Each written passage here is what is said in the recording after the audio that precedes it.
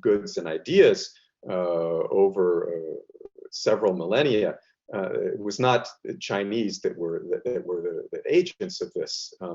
It was largely other peoples, most of whom belonged to Iranian ethnicities. And this makes sense because the Central Asian regions from 4,000 years ago onwards were dominated by Iranian peoples. That's not to say that they were the only peoples living in these regions, but they were the dominant peoples beginning about 4,000 years ago. So I'll explain a little bit how that happened. Let me just call up this map and try a screen share here.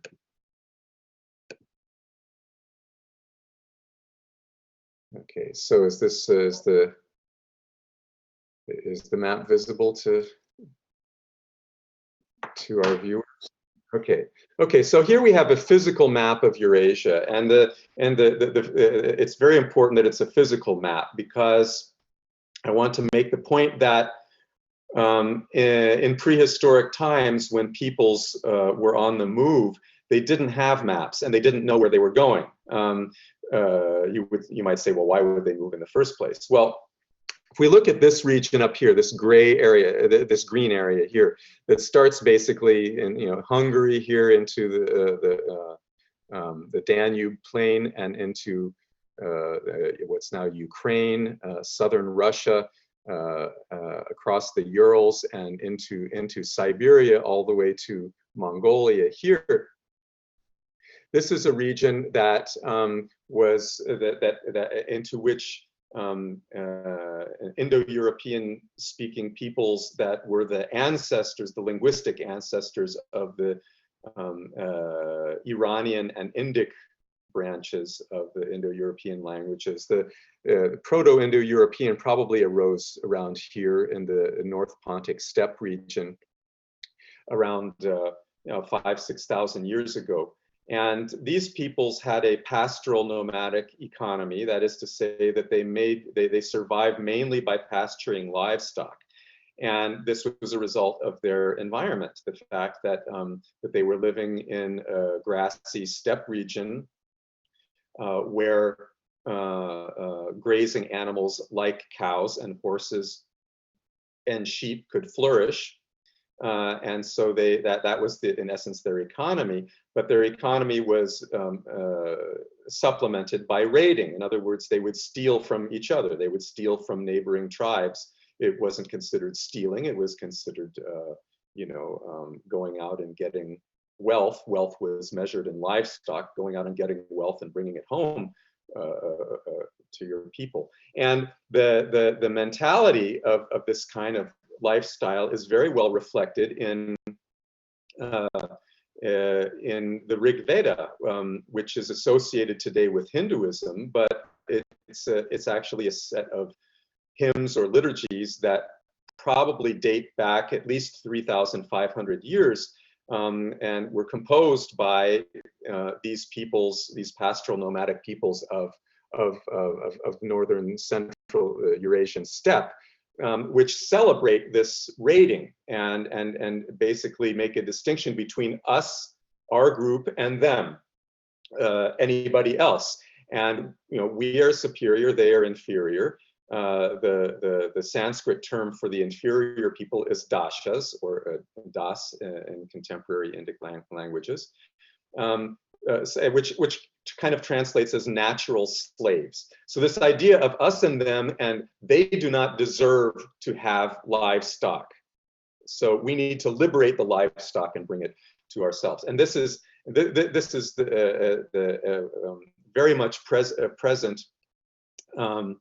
visible in particularly in the oldest Sanskrit mythologies, but you can see echoes of it as well in the in Iranian mythology. Zoroastrianism develops a different attitude, but out of the same matrix of ideas as the earliest Sanskrit work. That is to say, their cosmology is the same, but they just interpret it differently. So these peoples are migrating probably because of climate change. They have to, if they have a particularly bad season, animals start dying off. A very hot, dry summer, or very, cold winter. They might be motivated to go look for somewhere else to pasture their flocks, but they didn't have maps, so they would, where would you go? Well, you need a water source. So, you have many, many rivers through the steppe regions here, but moving further south, not so reliable. But where you always have a reliable source of water is adjacent to mountain ranges, because the snow that accumulates in the winter, then it will melt, and you will have runoff, and you will have streams. So it's no accident, I think, that more or less the Silk Road develops along this, ecological transition zone between the steppes and the mountains. Okay, so if your economy is based on pastoralism, you need good grazing land, and you need a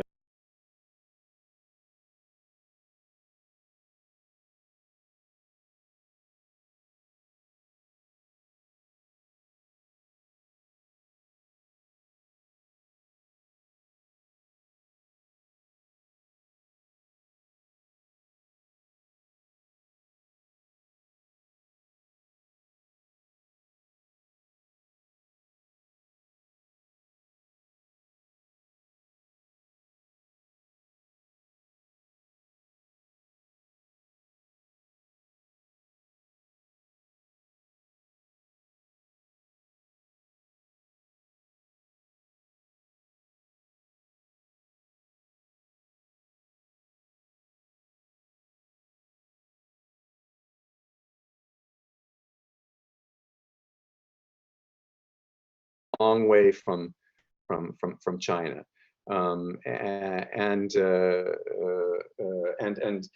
by the end of by the late second millennium BCE, that is to say more than 2,000 years ago, we have some innovations appearing in the Chinese archaeological record, notably wheeled chariots, which are invented by the steppe peoples. Sometime probably in the second, by 4,000 years ago, we have wheeled chariots appearing here in the southern Ural Mountains. So less than 1,000 years later, they have made their way to China. And how do we know that the Chinese didn't invent them independently? Well, because the earliest examples we have from China are very advanced technologically. And when there's a technology, we see that it follows a process. It starts off being rudimentary, and then it develops over time and gets improved, right? So you would expect that the places where you find the most undeveloped examples of it would be more likely the places closer to where it was invented. And when you see it first appear in a very developed form, that probably means it wasn't developed there. So clearly the nomads, and having domesticated the horse by no later than 3,500 BCE. How do we know horses are domesticated? Well, one of the main ways that we know that is if their jaw bones show bit marks. And that if they've been wearing a bit, it means that somebody put the bit in their mouth, and if they put a bit in their mouth, that means probably because they wanted to ride them. So and the earliest examples of these kinds of jaw bones are found around here in what's now northern Kazakhstan.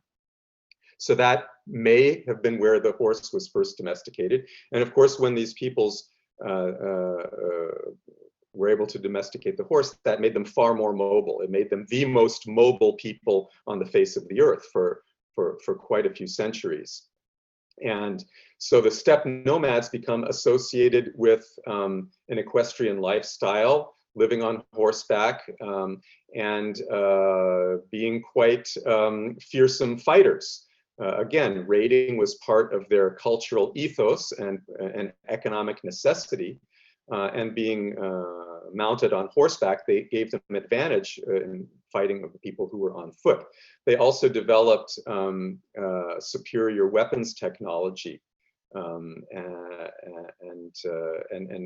this was another technology which they introduced into China by the end of the second millennium. So again, getting back to the ethnicity of these peoples,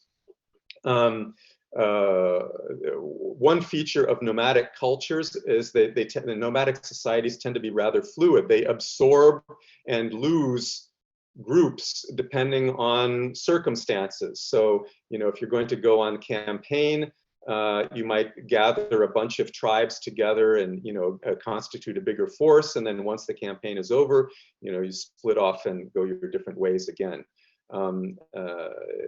So it's sometimes difficult to pinpoint the ethnicities of these nomadic groups, but we can say that for very, very long periods of time, a good 3,000 years, at least from about 2000 BCE up until 1000 of the Common Era, that the entire steppe region, all the way from Eastern Europe to Mongolia, was dominated by peoples who spoke Iranian dialects, that is to say, languages that belong to the Iranian subfamily of the broader Indo-European family. And these groups spread out by around 2200 BCE.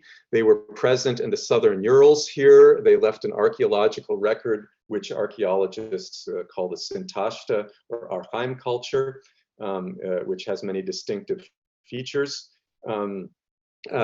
Later on, they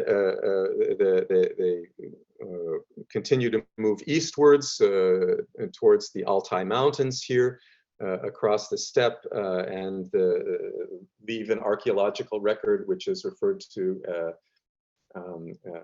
as the Andronova culture, which displaces or subsumes an earlier movement of Indo-European speakers who are presumed to have spoken a branch of Indo-European that is later attested further south here in the Tarim Basin, the 2 or 3 so-called Tocharian languages, which went extinct by around the 12th century, but there is a written tradition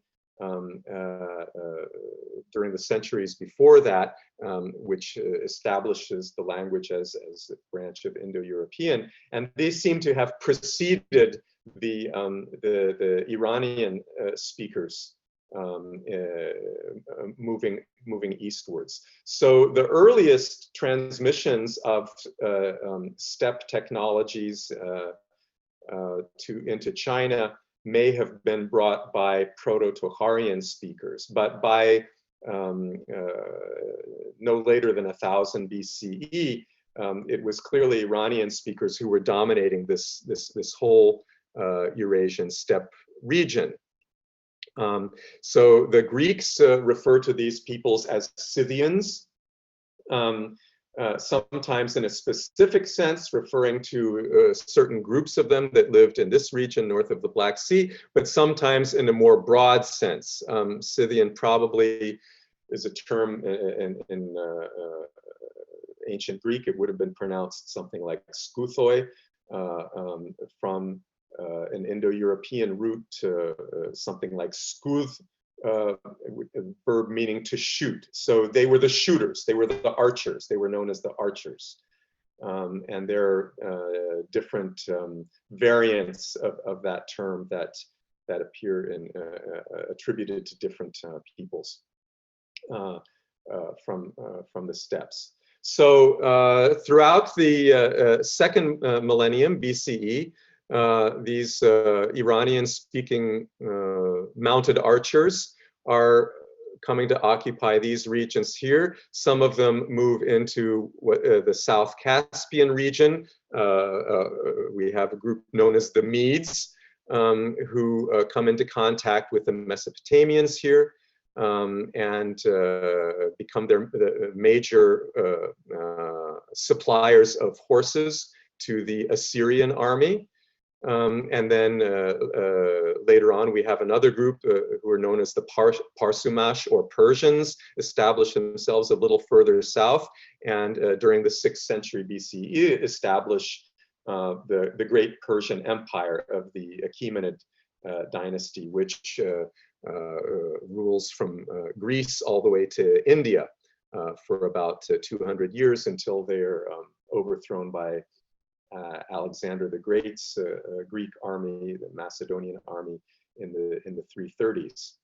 So with the establishment of empire, well, that has a lot to do with the regularization of trade networks, the protection of trade networks, the taxation of trade networks, so Eurasia starts to enter into this new and more formalized phase. Now, narratives of the Silk Road typically focus on an event in the 2nd century BCE when the emperor of the Han Dynasty in China sends a mission into Central Asia to try to find allies against a tribal confederation that was based in these regions, Mongolia, that had been raiding China, a confederation known in Chinese as the Xiongnu, which may be linguistically related to the term Hun, although there's a lot of debate and confusion about this. Again, when we're talking about these tribal nomads, it's really very difficult to talk about ethnicities with any certainty. We can talk about dominant languages, but since for the most part they left no written records, a lot of this has to be reconstructed through place names and names of people and tribal names and so forth. And probably a lot of these confederations were multi-ethnic because, again, they tended to be opportunistic. People would join or leave as it suited them. But what we have, during the early centuries prior to the Common Era, we have the development of urbanization during the 1st millennium BCE in some of these, the oasis towns of this transition zone, this ecological transition zone between the mountain ranges and the steppes. Okay, so this becomes some of the major Silk Road cities, Samarkand, Bukhara, Marv, develop during this period. Urbanization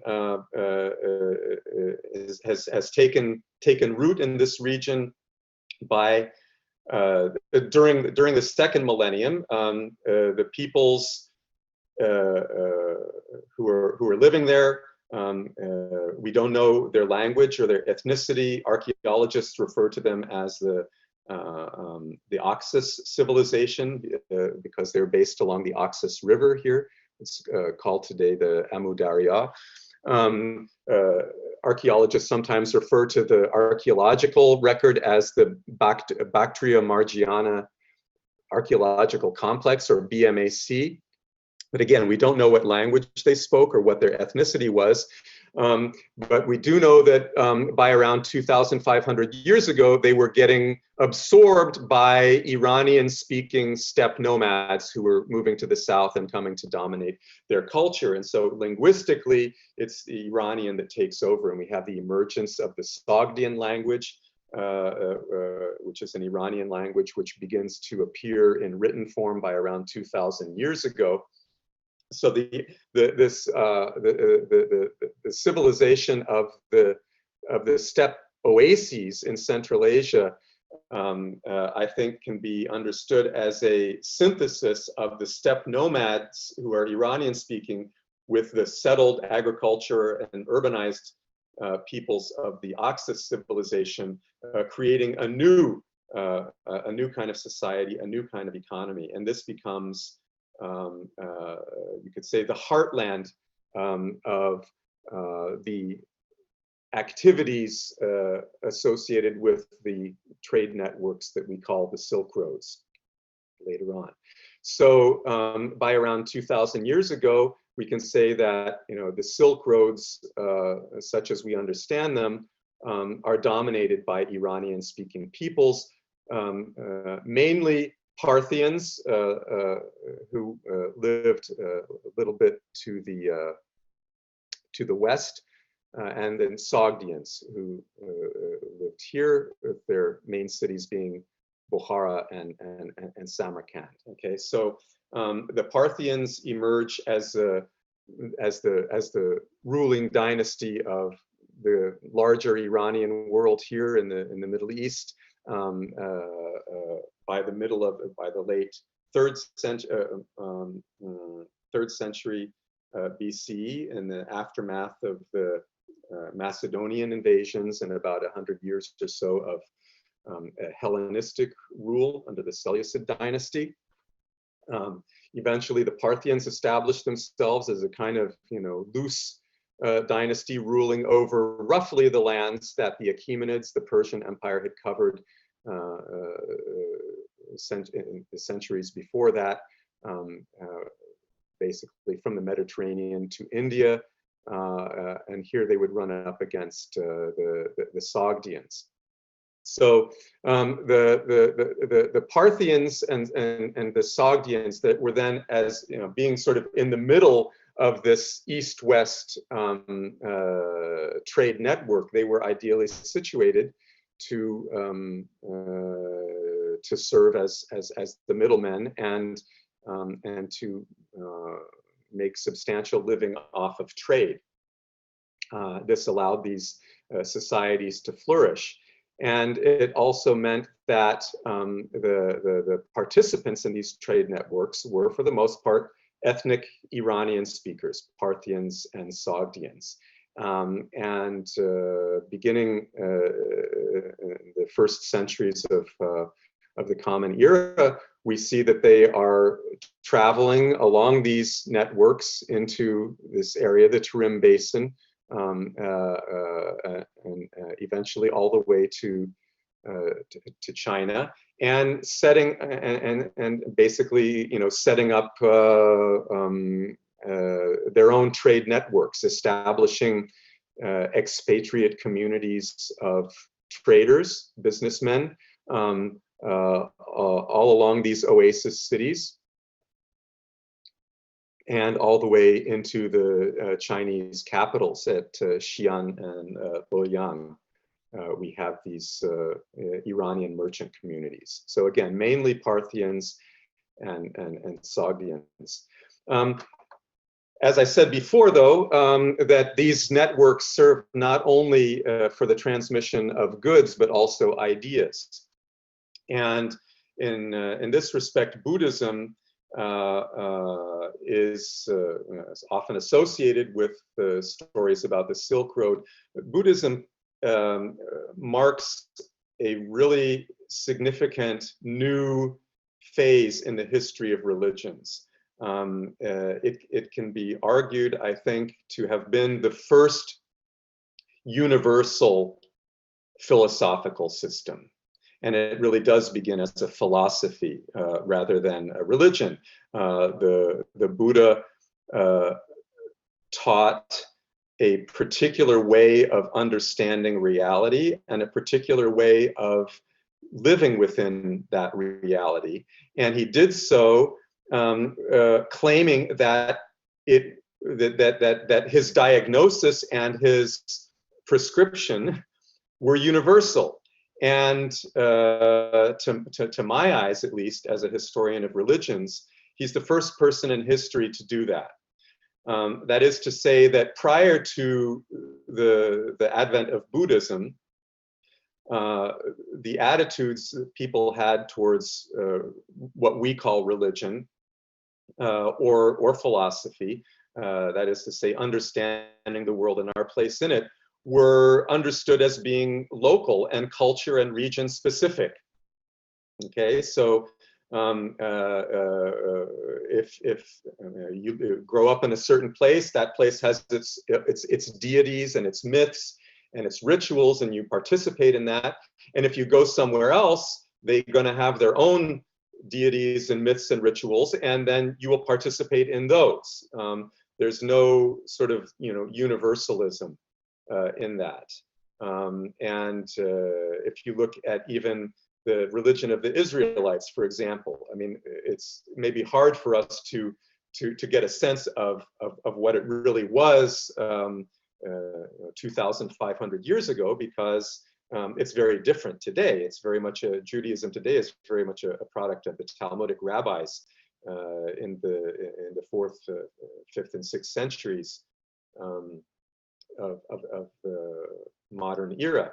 But the Israelite religion is very much corresponds to what I was saying. I mean, it was a religion that was mobile in the sense that the temple was at first movable, the Ark of the Covenant, but once the temple was built in Jerusalem, that became the center of the religion, and the sacrifice had to be performed at the temple. If you look, for example, at the first commandment in the book of Genesis, "Thou shalt have no other gods before me," that is not monotheism.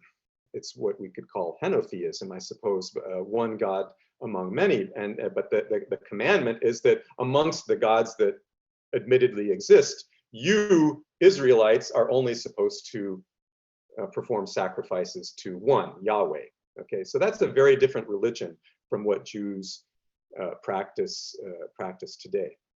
And it's not universal. It's not saying that Yahweh is the God of all humans everywhere. Yahweh is the God who has a specific covenant with a specific people. Okay, so if we get away from our sort of 21st century modern notions of monotheism and religious norms, go back to 2,500 years ago, the Buddha's claim that his analysis of reality was unique and his prescription for how to deal with it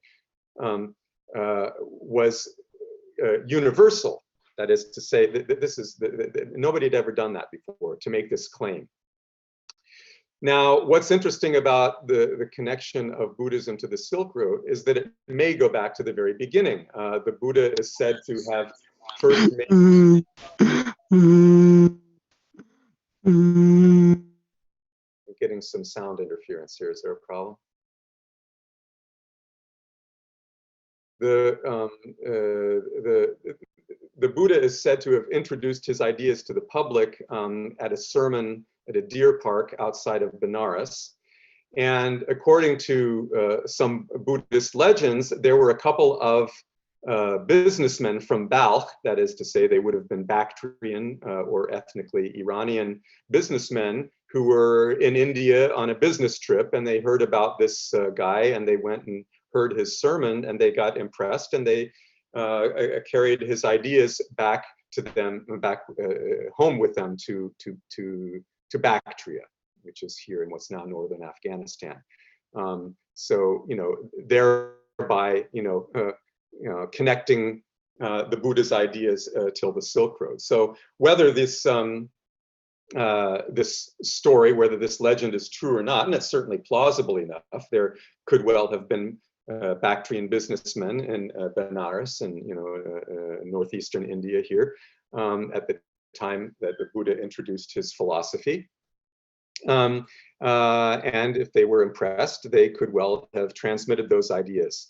What is quite clear is that by 4 or 5 centuries later, Buddhist missionaries were quite actively joining caravans leading out of India across the Hindu Kush mountains and joining up with the Silk Road and traveling and bringing the teachings of Buddhism eastwards and into China. So these regions here, particularly the city of Khotan, becomes a major Buddhist center by around 2,000 years ago, and a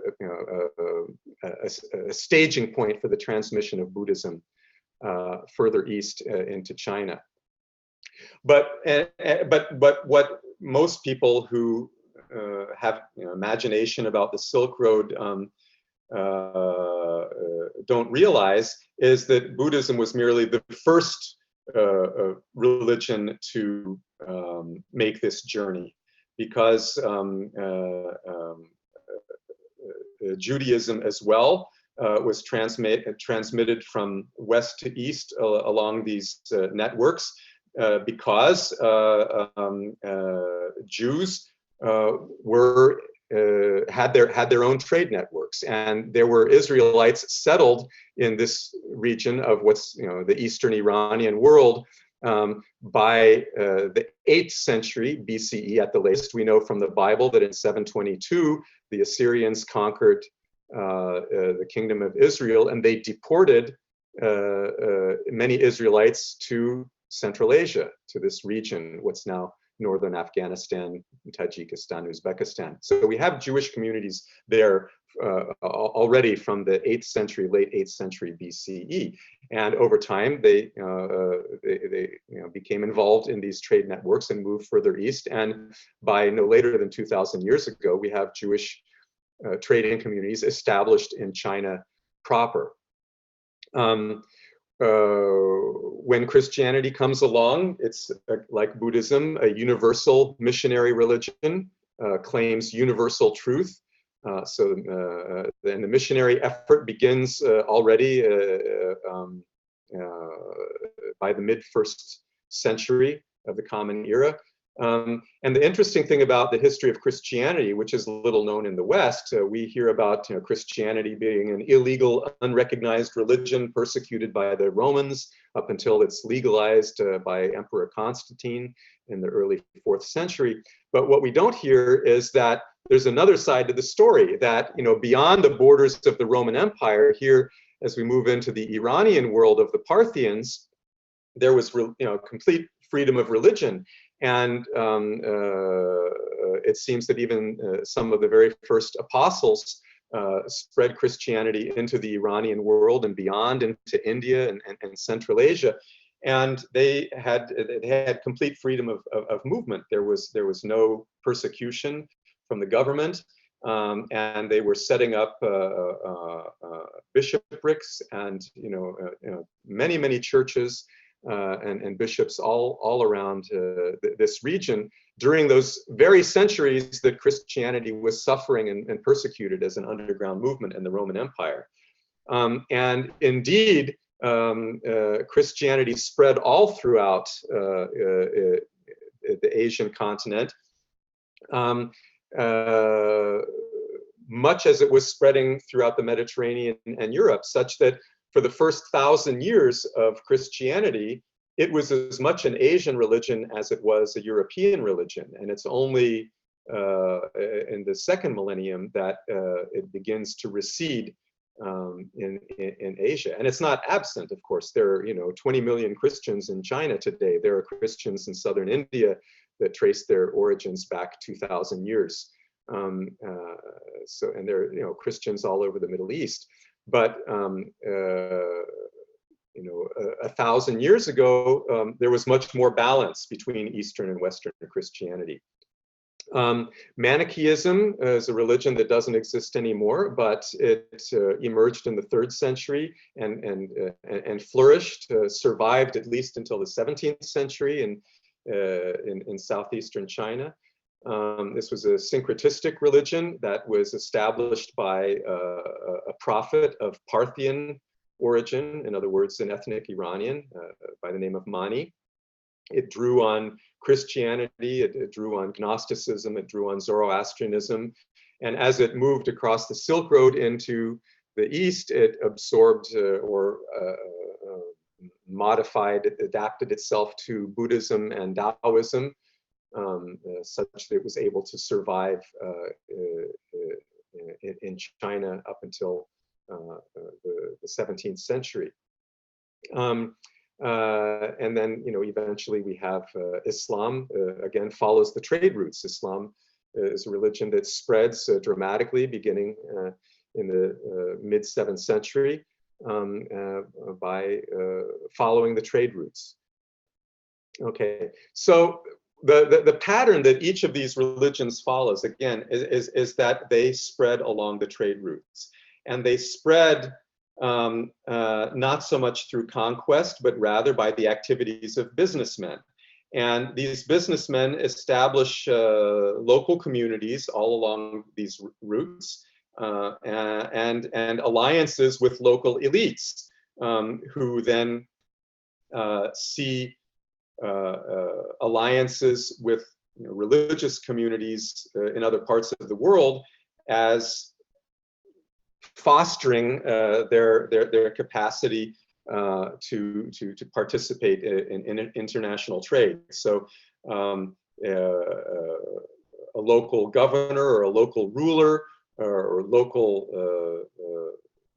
aristocrats, they might offer traveling businessmen of a certain religion, they might offer them to build them a monastery or a way station or a church or something like that, as a way of establishing reciprocal relations. And then in exchange, they would then be able to use these businessmen or missionaries as emissaries to convey correspondence to other parts of the world, or to connect them with other parts of the world. So these religions all spread through a very, very close relationship to trade networks. And again, the majority of agents that were driving this kind of activity were ethnically of Iranian origin, mostly Sogdian, to a lesser extent Parthian, and even Persian. So I think that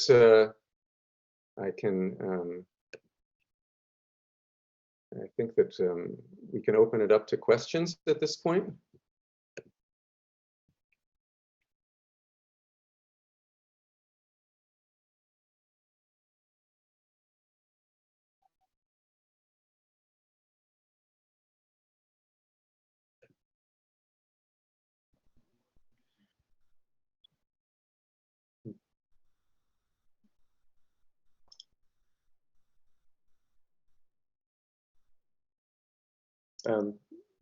Yeah, go ahead. Go ahead. Yeah, sorry. Hi, Richard. Nice to see you, and thank you. That was terrific. Hope all's well. Yes, hope you are well too. I enjoyed so many different elements of your talk, but there's one that I'd like to. You did speak about, but maybe go say in a bit more detail. I'm particularly interested in the ideas about Judaism, or what you were saying about Yahweh and the distinction you were making. I think.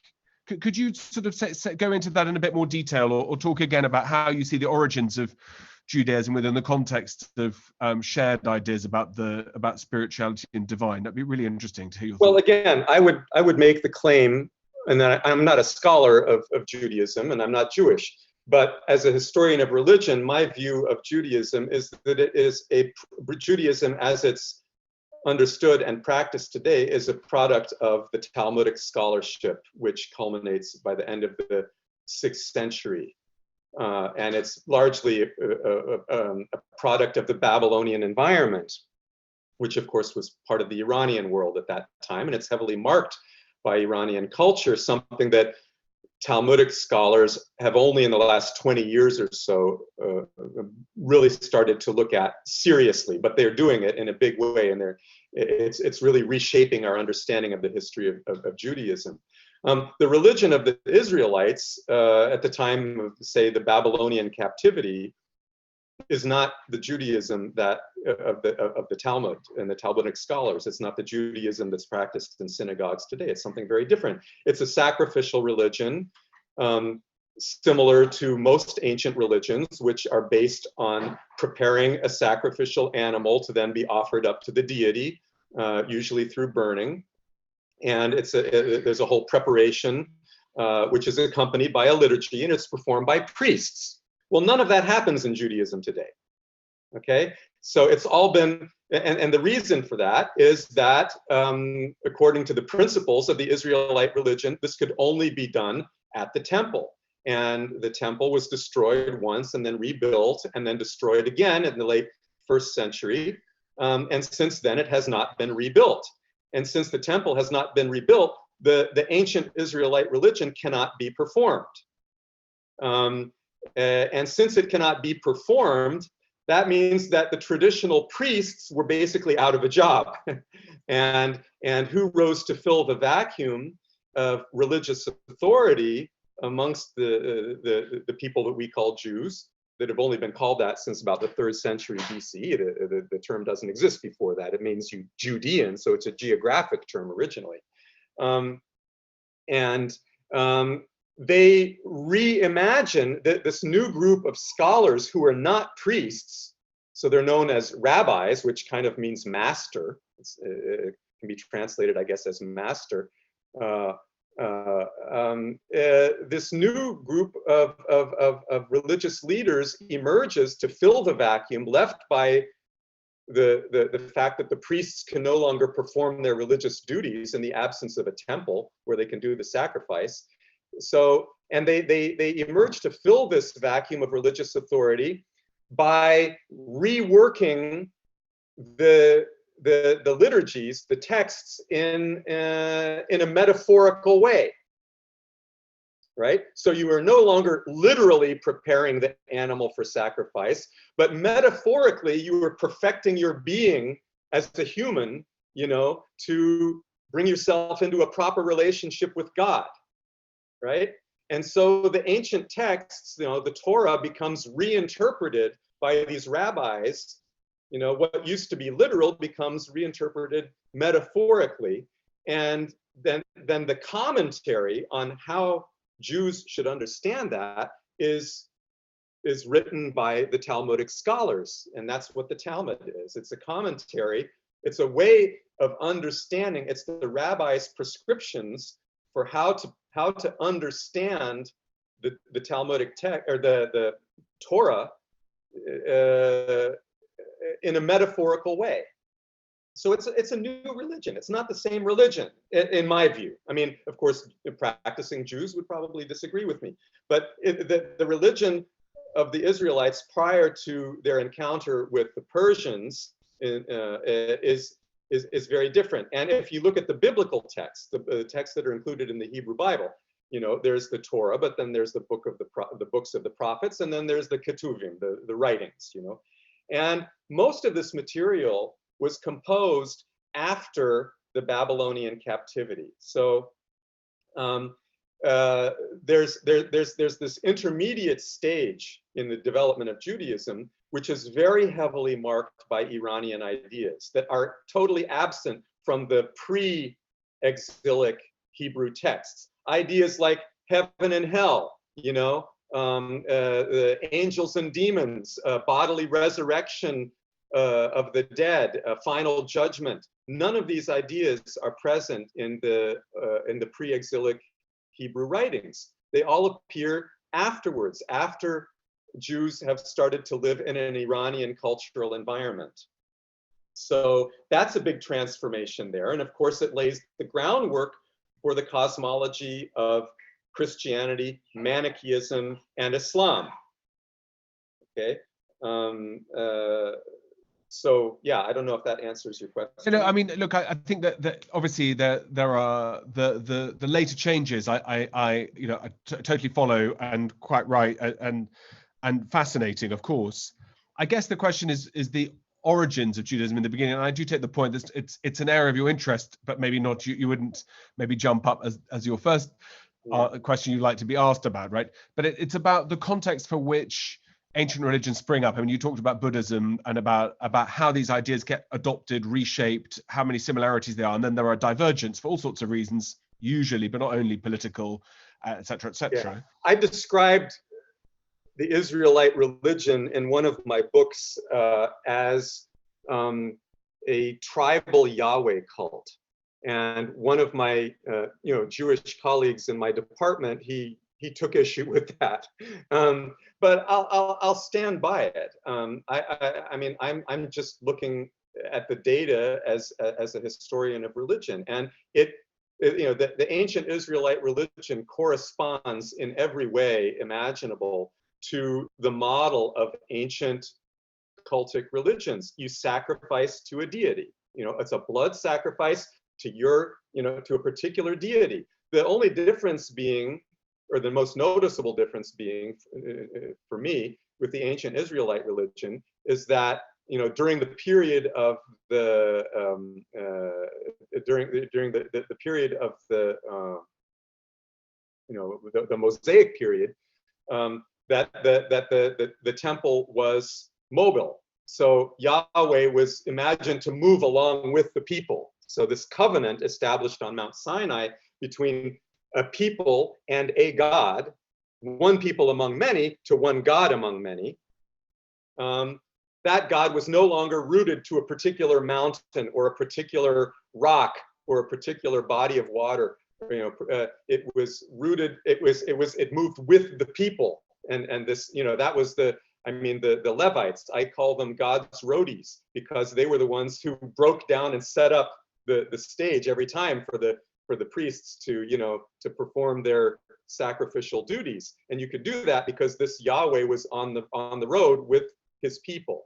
That's what's distinctive about Israelite religion. So once the temple gets built, then then Yahweh gets rooted to the land of Israel. It's the quintessential Silk Road religion, you could say, the movability as a result.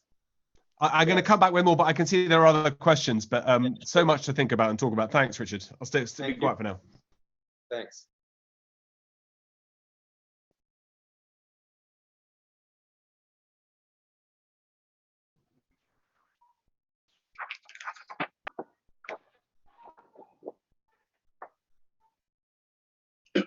Hello, Mr. Professor.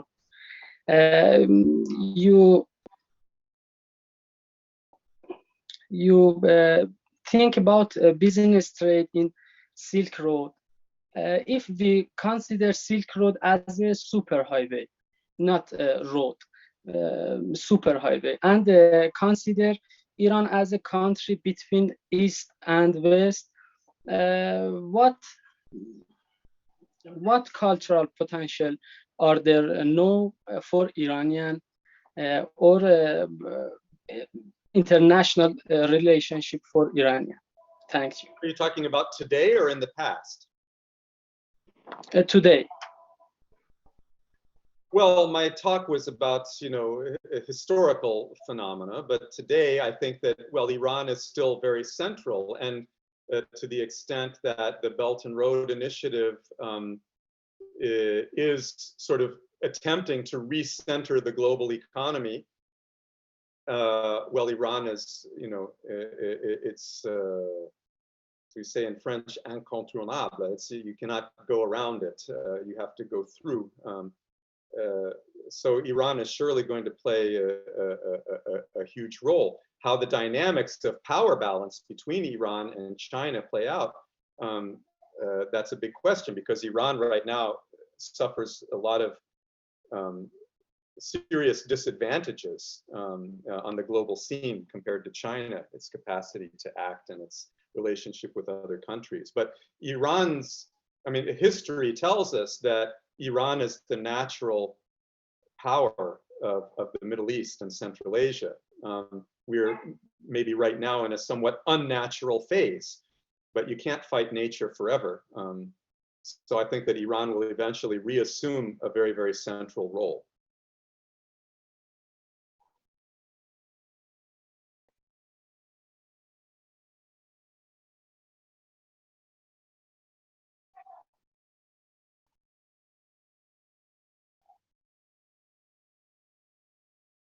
Well, most scholars who write about the history of Judaism are Jewish, but that doesn't mean that they are not objective.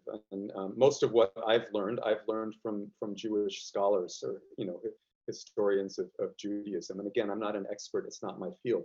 But I think that if you if you read serious scholarship on the history of Judaism, I think you will find a narrative which is not that different from the narrative that I have suggested. You might find a reluctance to go to some of the extremes, to use some of the terms that I've used. As I said, my esteemed colleague in my department, who is far more knowledgeable about the history of Judaism than I am. He objected to the term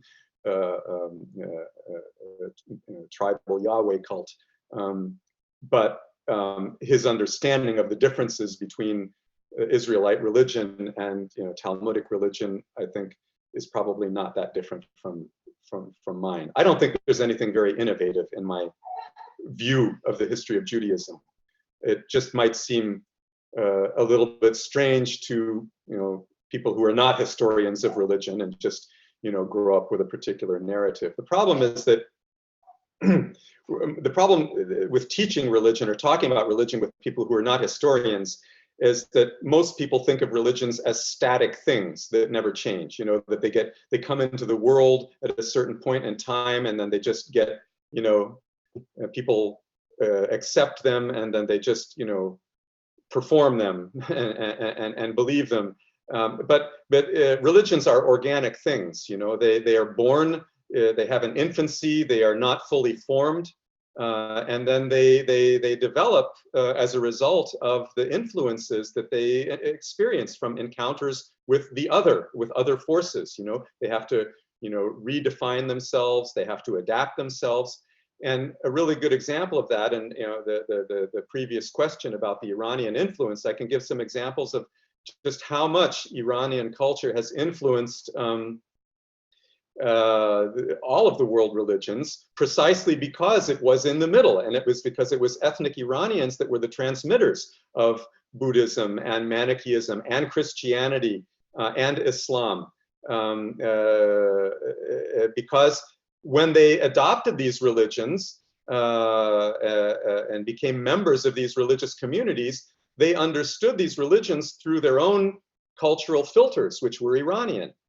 So when they would retell a story about the Buddha, they might retell it in a way that, that had some Iranian elements to it. And just to give one really glaring example, Buddhism is a religion that has one of the largest numbers of adherents today. Well over 1 billion people can be considered as Buddhist. But among the Buddhists of the world, by far the largest sect today, amongst many, many Buddhist sects, the largest sect is the so-called Pure Land sect. And this is a sect which has as a central belief that, Amitabha Buddha, a particular Buddha, is a savior that you have to pray to save you. And that's, this is completely at odds with the oldest form of Buddhist teaching we have, which is completely do it yourself. Nobody's going to save you, And the fact that we can see this notion of a savior figure having very ancient roots in Iranian culture, it's perfectly easy to understand how Iranians who became Buddhists, reshaped Buddhism in a sense in an Iranian mold and incorporated this idea of a savior figure into Buddhism.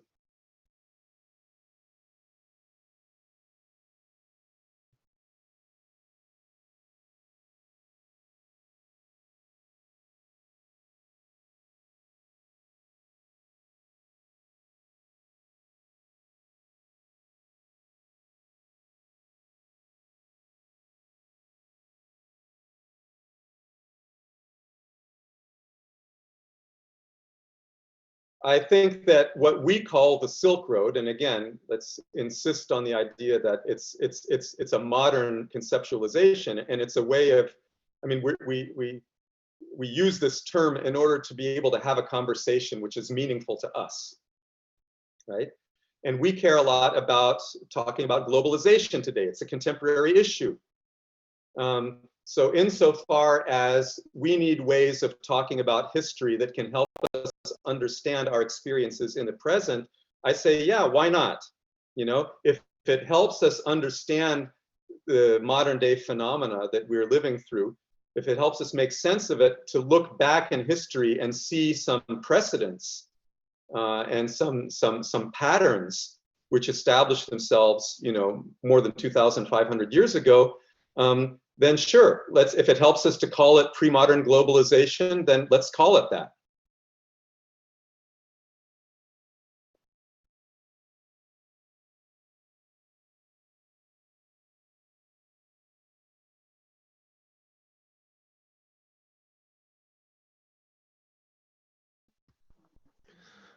Yeah, Richard, I've got another one about the spread of languages and genetics. I mean, these are both big topics. There have been lots of advances in recent years by many of our colleagues. How do you factor that into your existing and future research? Are you skeptical of these kind of approaches? Are you working a lot on language trees and on genetic data, particularly with movements of people? Because it's in some cases confirming what we think and what we know, but in lots of cases is overthrowing it. I'm just interested how you're conceptualizing these new sort of approaches to our It's extremely messy, you know, and this is what keeps us humble, I think, as scholars, or should keep us humble, is that, you know, we can only develop theories and hypotheses based on the data that we have and try to make sense of the data, but we keep getting new data. And it turns out that many times it doesn't fit our hypotheses, and we have to rework them, and we have to abandon ideas that we held. And it's, you know, you write a book and you realize that, well, 20 years from now, like, people are going to laugh at this but they're going to know something that I didn't know when I wrote the book, you know. And, you know, we look back on, you know, we read books from 100 years ago and we think, oh yeah, but of course they didn't know what we know now.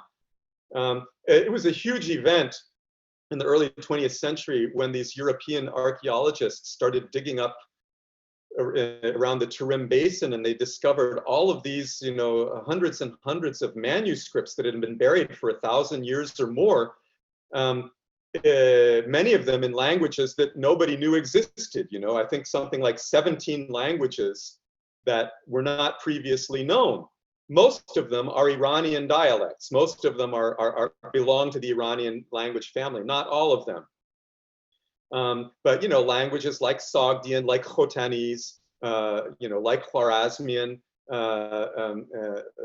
and now we know something about those languages, and we know something about the texts that were written in those languages. So, for example, our understanding of Manichaeism now is completely different from what it was 30 years ago, because all these Manichaean texts have turned up, which showed us that basically everything we thought about Manichaeism before was wrong, because it was not based on Manichaean writings. It was based on polemics by Saint Augustine and things like that, people who were enemies of Manichaeism and had an interest in distorting it. So these things are changing all the time. These things are changing all the time, such that a book written on Manichaeism 30 years ago is totally useless today. So that's an extreme case. Hopefully it's not the same for everything we write. But the other problem is that people have a tendency to conflate language and ethnicity. And all you have to do is maybe, you know, backpack through the Andes, you know, to get a sense of, you know, how flawed that is. I mean, you know, Bolivia, Peru, these are considered, you know, Spanish-speaking countries, but, you know, the majority of the population are not in any way genetically connected to Spaniards, right? And that's again an extreme case of what is to some extent true almost everywhere in the world. So it's a huge mistake to conflate language and ethnicity. And when I talk about Iranian or any other term like that, it starts with language. You know, when I say Iranian, what's the best definition of an Iranian is somebody who speaks an Iranian language. But even there, well, I think that, you know, Persians today, their DNA is very different from Ossetians. You know, it's very different from, you know, and the, you know, if you go to Xinjiang, the Uyghurs, you know, many of them, their DNA is probably more Indo-European than Turkic. And you can see from looking at them, you know, they look more Indo-European in many respects. And we know historically that they're largely descended from people who spoke, you know, Khotanese, which is an Iranian language, or Tokharian, which is another Indo-European language. So these change, you know, and look at Azerbaijan today. It's such a huge issue, you know, in the Republic of Azerbaijan. It's become a major political nationalist issue to claim this Turkic identity, which, you know, doesn't hold up historically at all. But you know, I mean, you've got, you know, so-called scholars in Azerbaijan writing so-called scholarship, you know, to claim that they've always been Turkic speakers, and it's, you know, it's just contrary to all the historical facts that we have. So are these people Iranians? You want to call them Iranians who happen to speak Turkic? You know, I mean, how are you going to deal with these issues? It's really, really thorny, especially because, you know, language and ethnicity, identity, they're also politicized nowadays, you know, and you're going to offend somebody no matter what you say, no matter what position you take. You know, people are going to scream and you know, and argue. And so much of it is irrational and not based on historical sources. So it's really, really hard to stay out of that fray. We can't. We're always getting dragged into it, right? You know, people always want to get you to be on their side and to defend their position. It's really difficult. But we can trace languages. We can trace their movements. Let me give you an example. I personally think that when talking about the term Iranian, we can state with some confidence that the term traces back to a word we can reconstruct as something like Aryo, which 4,000 years ago was probably used by these peoples living in the southern Urals that I mentioned at the beginning of the talk, these pastoral nomad raiders. They probably called themselves Arya, which to them seems to have meant we the noble people. An earlier reconstructed form of the word, Herios, which is the Indo-European reconstruction, meant a member of our group. So we can see a semantic change over time, a word that means us coming to mean us who are noble as opposed to them who are not. You know, it's a semantic shift. And eventually, you know, it takes other forms. You know, Ariana is an ancient term for Afghanistan, which, you know, shows up in the Greek literature.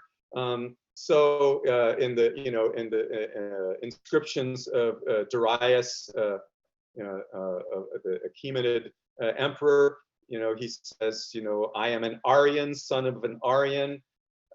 So this was definitely an identity marker. That was a self-reference, right? That had this implication that we're better than the others that are around us. And so we can trace semantic changes of a word, and we can trace how it was used. So what basis do we have for guessing that these peoples of Sintashta and Archaim 4,000 years ago in the southern Urals spoke Aryan or a Proto-Iranian language? Well, part of it is by combining it with archaeology. So we have here the first examples of wheeled chariots that happen to be buried as part of horse sacrifices. Now, I mentioned the Rig Veda earlier on and suggested that it was a relic of this culture and not something that was produced in India, but something that was produced in southern Siberia. You know, more than 3,500 years ago. The Rig Veda describes the proper way to sacrifice a horse. It's called the Asvameda in Sanskrit. And these burials in the southern Urals going back 4,000 years follow the prescriptions very closely of what we see in the Rig Veda, which doesn't exist in written form until you know, 1,300 years later, 13 centuries later, we have it in written form in India. But based on, you know, much evidence, I think that it's describing a world not of the subcontinent, but rather of, you know, the southern Urals. So since we know that or for the most of us accept that the, you know, Aryan language family was carried by tribes that moved dispersed into Central Asia, Afghanistan, the Iranian plateau, and into the Indian subcontinent. They brought their culture with them. we compare the mythologies of the, of Sanskrit, of old Iranian languages, of Ossetian, and we draw out the commonalities, and that enables us to reconstruct something that probably goes back to the common time. Okay, so by combining, in short, the methodology consists of combining the strategies of historical linguistics, comparative mythology, and archaeology. You take a three-pronged approach to try to reconstruct the nature and the movements of prehistoric cultures for which we have no textual evidence. That's fantastic. The horse sacrificing the Rig Veda and the Urals, is that in your book on religions of the Silk Roads, Richard? No, that Religions of the Silk Road is a book that is badly in need of a revision, but unfortunately I have an uncooperative publisher. I think I may have to write another book on another title, as competition for that book. I have to compete with my own book since I don't have any control over it. I do talk about it in my book Religions of Iran, and also in my book on the history of the Tajiks, and in a more introductory way in my book Iran and World History. But yeah, I do hope to develop it further. I've called this talk Recentering the Silk Road. I intend to write a book called Recentering the Silk Road,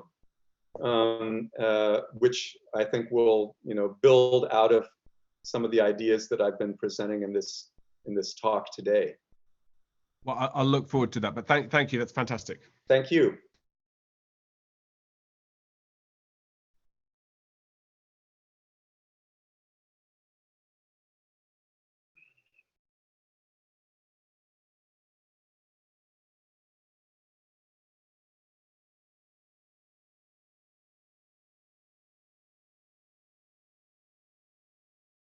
It's my pleasure.